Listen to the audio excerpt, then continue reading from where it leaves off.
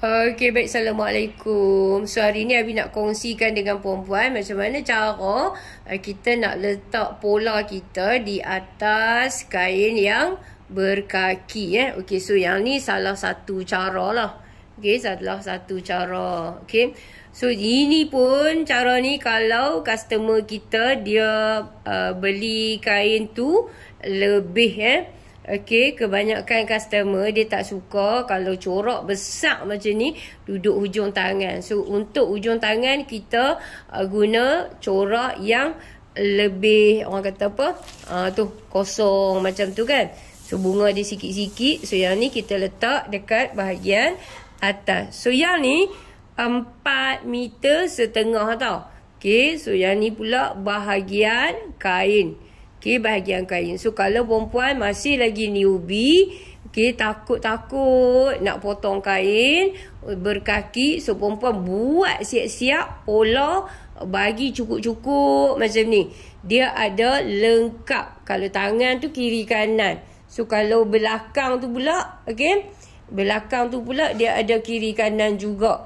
Dan untuk bahagian depan tu pun dia jadi macam tu. Ada kiri kanan juga. So, macam ni lebih mudah.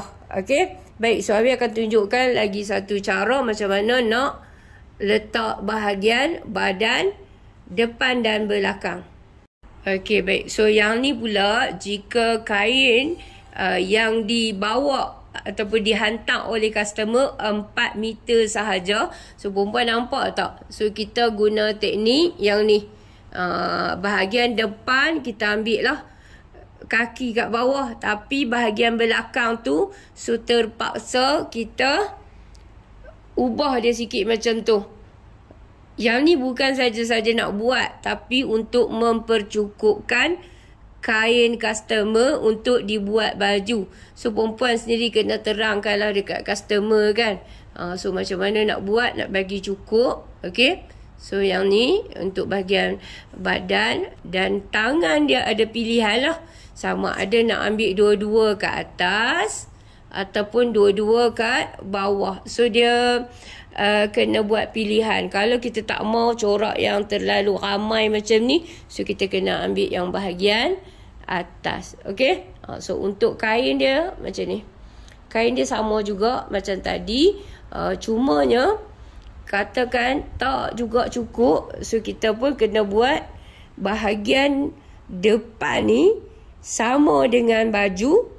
Dan bahagian belakang kita boleh tukar arah pinggang.